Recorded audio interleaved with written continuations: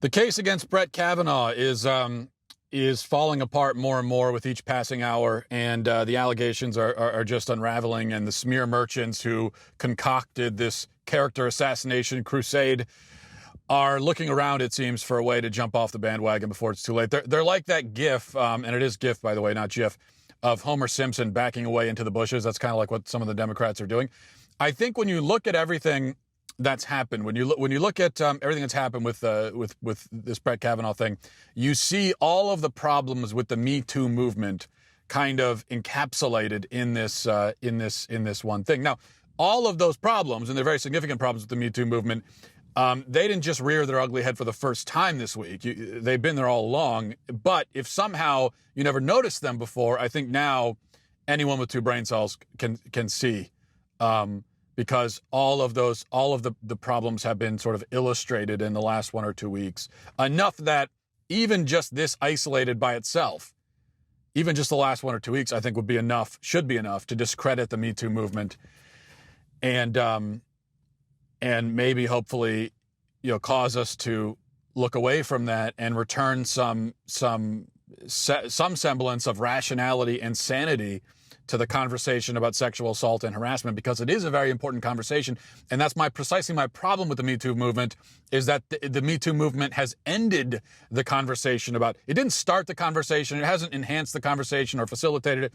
It has ended the conversation because we're not allowed to have a conversation anymore about it with the Me Too movement. Now there's a narrative, and all you're allowed to do is stick to the narrative. You're not allowed to actually, ask any questions or make any points or anything like that. So hopefully now most of us can see that.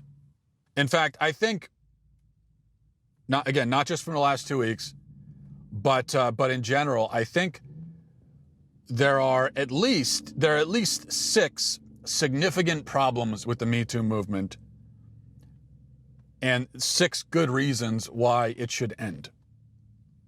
Which isn't to say that our opposition to sexual assault should end, because I don't know about you, I've always been opposed to it. I didn't need the Me Too movement to tell me to be opposed to sexual assault. I've always been opposed to it from the beginning.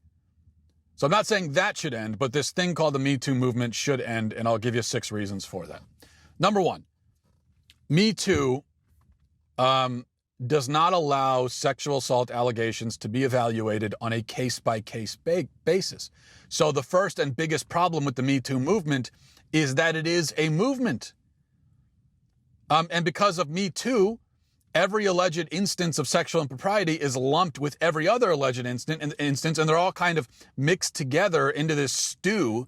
And each separate allegation is then not seen as a separate allegation, but as an element or ingredient in this stew. And that's a pretty big problem. If we're going to get to the truth of any particular case, and if we're going to be fair to the accuser and fair to the accused, we cannot look at each case as another plot point in an overall narrative. We cannot see, Brett Kavanaugh. We can't see Brett Kavanaugh in the context of this movement or this narrative. You have to look at Brett Kavanaugh as an individual person, and Christine Ford's an individual person, and their case is an individual case. That's how it has to be evaluated. Brett Kavanaugh is not just the man character accused of abusing the woman character, as if these are just broad sort of archetypes. No, he's an individual person, and she's an individual person, and their situation is an individual situation, which has absolutely no relationship to Harvey Weinstein or Bill Cosby or any other famous pervert. It's got no relationship whatsoever. They're not connected even a little bit. So when you say Me Too, when you say, oh, well, this is Brett Kavanaugh's Me Too thing, you have just taken him and put him alongside all these other guys. When they are not, this is not some conspiracy among all of them, okay? He's a completely separate situation. This week I've heard several women say in the media, in fact, one of Christine Ford's friends was interviewed by CNN last night, and she has no knowledge whatsoever of this situation, which actually should tell you something. The fact that she's a friend of Christine Ford, had never heard about this before. But she was saying this thing that I've heard other women say, other, women that are supporters of the Me Too movement, where they've said, well, I don't know if Brett Kavanaugh is guilty, but I do know that those kinds of boys, growing up, I did know those kinds of boys, and I was aware of those kinds of situations happening. But see, that, I'm sorry that you knew those kinds of boys. If we're talking about those kinds of boys as in rapists, and if you knew about those kinds of situations, I'm sorry, that's unfortunate. I'm sorry that you grew up around those kinds of boys. But see, that's not how that's the problem. We can't look at this situation through that lens. Brett Kavanaugh is not he's not a kind of person. He's just a person. And this thing, if it happened, which I don't think it did, is not a kind of thing. It's a thing. We're dealing with specific people and specific circumstances. It is impossible to be objective and rational if we're looking at it through a narrative lens. If we're looking at it, oh, well, he's just that kind, and this is that kind of situation. No, that's not right. Second thing, the second problem with Me Too. Me Too does not acknowledge the possibility that women can lie. As we have established, it is a problem when we start making movements and narratives out of our opposition to sexual assault. Like, we're all opposed to sexual assault, fine. But when you make that into a movement, when you make it into a narrative, it's a problem. And it's even more a problem in this case when you consider what the narrative is telling us, namely that women don't lie about these kinds of things. Believe women is what the Me Too crusaders shout. They say, believe women. Well, no, I don't believe women. I got news for you. I don't believe women. I don't believe men either. I believe individual people, regardless of their gender, if there are good and empirical reasons to believe them. So no, I don't have a blanket policy of believing women any more than I have a blanket policy of believing men. Or a blanket policy of believing, people with brown hair. It just doesn't make it. That has no bearing. Their biological sex and their demographic has no bearing on whether or not they're lying. So it's just the stupidest thing in the world to believe women. What do you mean? But women lie, just like men lie. Men and women, all people lie. So if you're going to say, well, women don't lie, well, of course they lie. Everyone lies. Now, whether or not a particular woman has lied about this particular thing, well, now we got to look at the situation and come to that determination. But you can't have any blanket assumptions about which gender is more likely to lie. It just doesn't make any sense. So when you say, and I've also been told, I saw someone on Facebook link to an article, and the title of the article is "Women Don't Lie About Rape." Well, I may as well say that men don't rape.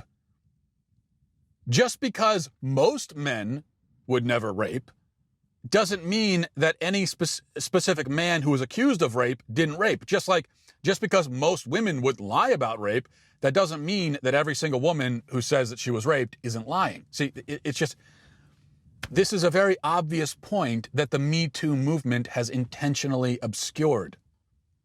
You know what it is? It's dogma. This is what it is. I'll tell you, it's dogma, okay? When you have movements, when you have ideological movements, what you end up with is dogmas. You end up with essentially points of doctrine. And you just, with something like this, you cannot go into it with a dogma or with a doctrine.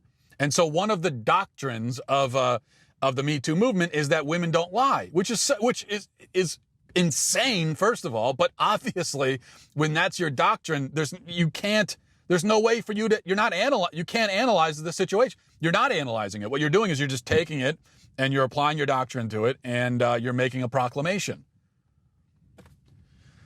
Number 3, Me Too equates every kind of sexual misdeed with every other kind. And so we've already talked about how, the Me Too movement equates all different men, equates every kind of man with every other kind. Just all accused men are lumped together and equated with each other, so that happens. But then also every kind of accusation, every kind of alleged sexual impropriety is lumped and mixed together with every other. So that a woman who alleges actual rape is mixed with women alleging inappropriate comments, or alleging that a man groped them, or alleging that a man came on to them too aggressively, or that a man made awkward attempts at flirting. All of these very, very different sorts of things are put together, and the Me Too movement mixes them all together. Again, there's that stew, and this is just another. This is me. I'm mixing the stew right now. If you're not, that's what this is. This is the Me Too stew. But all of these things are mixed together in the stew, and it just, so you can't make any sense of it. But they don't belong. Rape is one thing. So you've got, like, on the spectrum, you've got rape over here. It's obviously the worst kind of sexual abuse, one of the worst things in the world that exists. And so you've got that. And then way down over there, you've got, like, inappropriate comment, or a man clumsily trying to come on to a woman or flirt with her. So that's all the way over there. And in fact, they're not even really part of the same spectrum.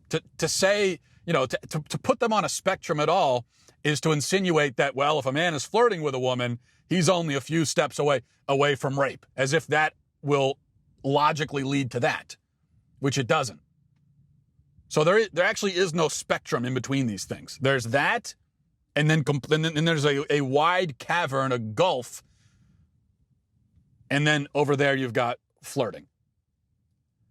The problem with the Me Too movement is that they have created this spectrum, and they've put all these things onto it. And then they've also kind of bunched them together so that they're almost indistinguishable. So that's a problem. Number four, I should say. I don't know how to count. Number four, the Me Too movement is tainted by politics. Now, it's true that they've gone after liberal men in Hollywood, so give them credit for that. But it is, they've also mostly left alone liberal men in politics. And so, obviously, with this Kavanaugh thing, this is 100% politically motivated. And once, when you claim that you're on a crusade against sexual assault, once it becomes apparent that your crusade is politically motivated, well, then the crusade is completely discredited. So we can even leave aside everything else I've said so far. This point alone is you have discredited. The Me Too movement has discredited itself by jumping on the Kavanaugh thing. That alone, because of the politics in it. Because we all know that if this was Merrick Garland, or if this was any, Democratic nominee, none of this would have happened. We all know that. And we also know that, and this is not a what about thing. This is not whataboutism. But it's just pointing out the political nature of the Me Too movement, because then you also have Bill Clinton, who was very credibly accused of brutally raping a woman, and was also very credibly accused of abusing many other women in many different ways. And yet he still has not had his Me Too moment, has he? Because it's politically motivated. Number five, I think this is really important. The Me Too movement infantilizes women. Now, it's true, of course, that there have been many women who have been raped and then have come forward, and they've been shamed and smeared for coming forward. And that's a horrible, evil thing. Horrible and evil, absolutely evil. And those women are victims, and they're survivors in more than one sense. But you notice how now even a woman who's sexually harassed, or a woman who has to rebuff advances of a man, or we'll say even a woman who's, let's say, groped or something, which is a horrible thing, don't get me wrong. But now even those women, we call them survivors. They're survivors. Dennis Prager wrote a column, I think it was in the National Review yesterday, where he made the point that, like, it used to be survivor meant that you survived the Holocaust. Okay, survivor meant that you survived, cancer or something. But now a woman hears an inappropriate comment from her boss in 1973, and we say she's a survivor. It's it's ridiculous. It's infantilizing, number one. Number two, it is unfair to the women who are actually survivors, the women who have really been abused, assaulted, raped. Those women are survivors, as I said, in more than one way. But once again, you have this lumping together that happens. And so we say, well, the Me Too survivors. And we understand that when we say that, we could be talking about women who were raped. We could also be talking about a woman who, in 1987 had an uncomfortable exchange with a guy at work. We could be talking about that as well. And it's ridiculous, frankly. And also, the other problem and this is part of the infantilizing, where we're not allowed to expect women to take any responsibility for their own actions.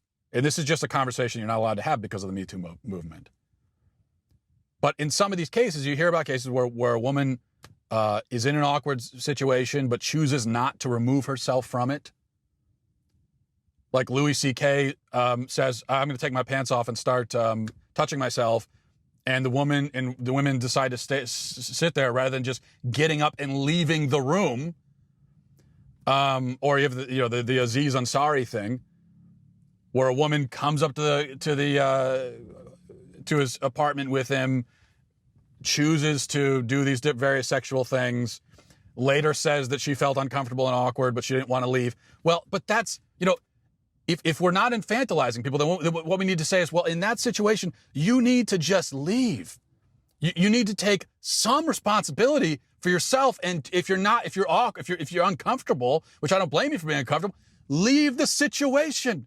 But because of the Me Too movement, we're not allowed, what I'm saying right now, I'm not allowed to say it, even though we all know it's true, because we all think the same things. When you hear some of these cases and you think, well, why don't you leave? What are you doing? Why don't you just get up and leave? It's not to blame you. It's not to say it's your fault. The man who's being a pig and being disgusting, he deserves 100% of the blame. But if we're actually trying to empower people, then we need to also say, listen, if you're in an uncomfortable spot, leave. And then the sixth thing is Me Too is just mass hysteria. And this just ties back to everything else I've said, that, with the Me Too movement, it does not allow for a reasonable discussion, doesn't allow for a discussion at all. You're not allowed to make any of the points that I just made, especially the last one about, about taking responsibility and being accountable for your actions. You're not allowed to say that. You're not allowed to ask very basic questions, because it's hysteria. And that's what hysteria is all about. Where you have to jump on the bandwagon and pick up the pitchfork and go in whatever direction the mob is going. If you try to say, hey, well, hold on a second. If you try to, introduce a little nuance, subtlety to the conversation, say, hey, I agree that there are some horrible things happening to women. We got to talk about that. But, what about this point? But you're not allowed to do that. So when you take all these factors into consideration and you see what happens when they all come together and land on a guy, like what happened to Brett Kavanaugh, I think when you consider that, it's clear to me that the Me Too movement just needs to end. Which, again, does not mean that our opposition to sexual assault ends. I don't need the Me Too movement for that. I don't need them to tell me that it's wrong. I don't think you do either. But this thing that we call the Me Too movement, I think, has way overstayed its welcome at this point. And it's doing more harm than good. Thanks for watching, everybody. Thanks for listening. Godspeed.